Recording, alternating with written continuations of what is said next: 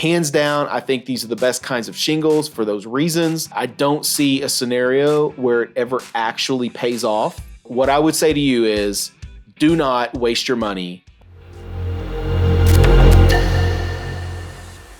So maybe your roof has recently been damaged by a storm.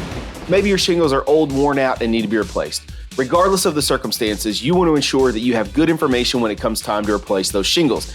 But you might find that with all of the various different shingles on the market and all of the roofing industry hype, that it might be a little bit confusing and overwhelming to make that decision.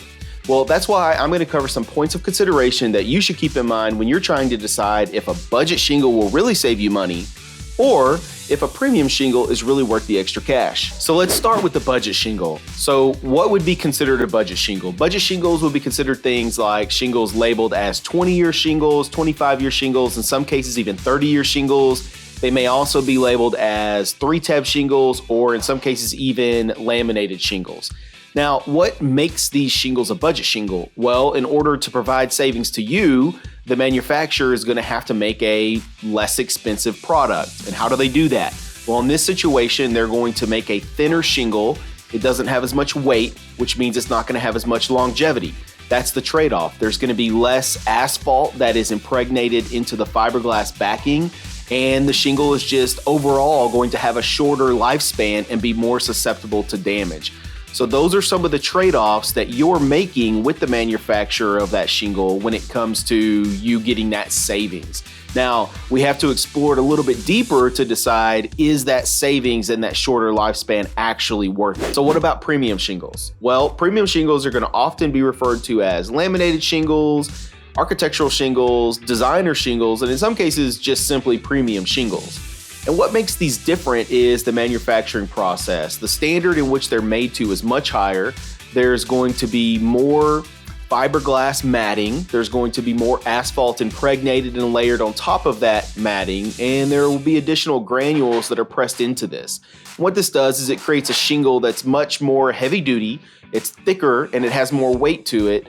And oftentimes they're even rated as impact resistant shingles. So these shingles are going to last a lot longer, even though they do cost a little bit more money on the front end. Okay, so let's go ahead and break this down a little bit more. So there's really two primary considerations that you want to keep in mind as a homeowner, and that is how often would this roof that you installed, these shingles, how often will they have to be replaced? And what is the total cost of ownership of that roof, not just the upfront cost. But to do this, we need to evaluate two different scenarios here. So let's say that on one hand, we're going to install a budget shingle in your home, and that's $20,000. And on the other hand, the premium shingle is $25,000. So we've got a $5,000 gap here. Well, let's start breaking down the factors that go into helping us make this valuation here, right? So the first one is going to be, how long are those shingles going to last? Now, I don't have a crystal ball. I can't see into the future. Don't hold my feet to the fire here. I'm just trying to help you walk through this exercise so that you can see where value may or may not be. But back to the point. You've got a budget shingle, $20,000, premium shingle, $25,000, right? And we're going to assess how long we think those shingles are going to last. Now, no matter what the manufacturer says, we're going to just put that to the side and we're going to ignore that.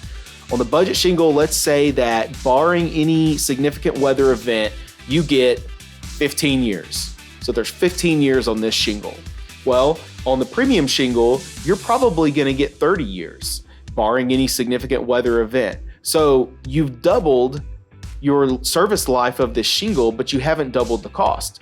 Pretty good value there, it seems like to me. Consider also that if this was an insurance replacement and you had a $3,000 deductible, if you put on the budget shingle that's only going to last every 15 years, give or take, in perfect conditions, it might only last 7 years when you consider the extreme weather that we have in the area. If that were the case, then every 7 years, you're having to come up with another $3,000 to pay your deductible for that $20,000 roof, as compared to what you might get out of the premium shingle. The premium shingle might last a solid 20 years, even with weather events. So you've almost tripled the lifespan of the shingle when you upgraded from the budget shingle to the premium shingle. So even if this was an insurance replacement, do you want to spend $3,000 on your deductible every 7 years or do you want to do it once every 20 years? And with that being said, when we're talking about the actual replacement of the roof, you've also got to consider the decking. The decking can only hold so many re-roofs. We're putting tens of thousands of nails into your roof. And when we do that, over time, the decking just gets worn out. Not to mention time plays a factor as well. But every time you pull off a roof and put another roof on, that decking has less holding power. So then you can start to develop issues with shingles being blown off and other wind-related issues with the roof that you wouldn't have had otherwise. So that's just another factor that you have to consider. Even in the insurance world, you're still going to be paying that deductible every so often, given that the budget shingles can't withstand storms as well. Okay, so we talked about what you can expect in terms of lifespan for your shingles in a perfect scenario versus in extreme weather events for the budget and the premium shingles. But one thing that we didn't talk about, and this definitely plays a factor here, is the introduction of impact-resistant shingles.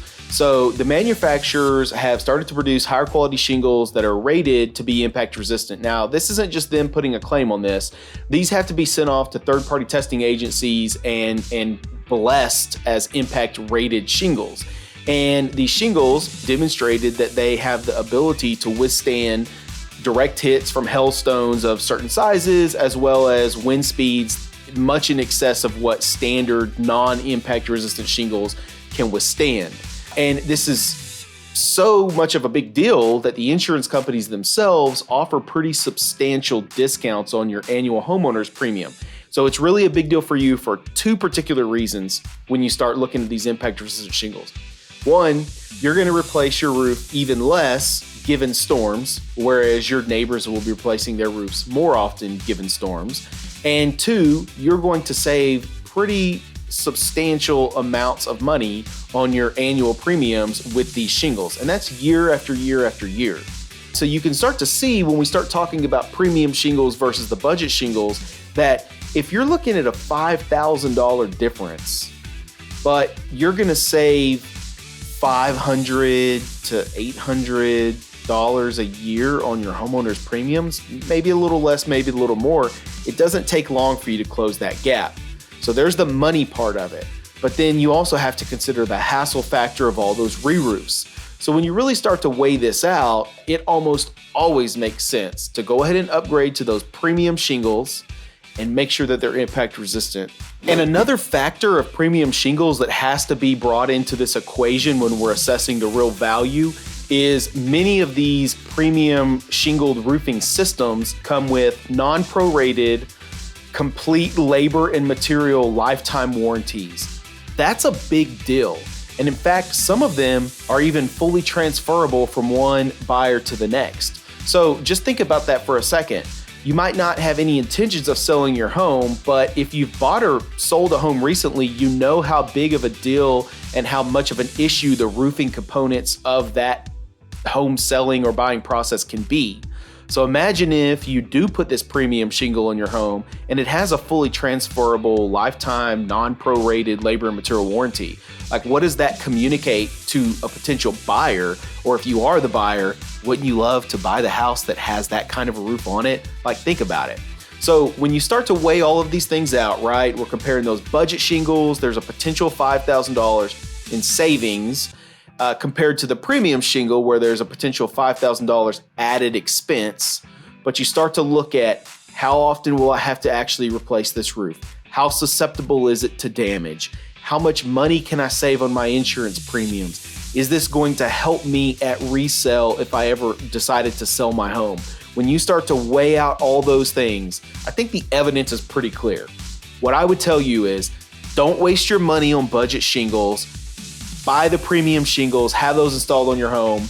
You will be happy you did it. So I hope this helps you in your process of deciding on whether or not you should go with the budget shingles or the premium shingles.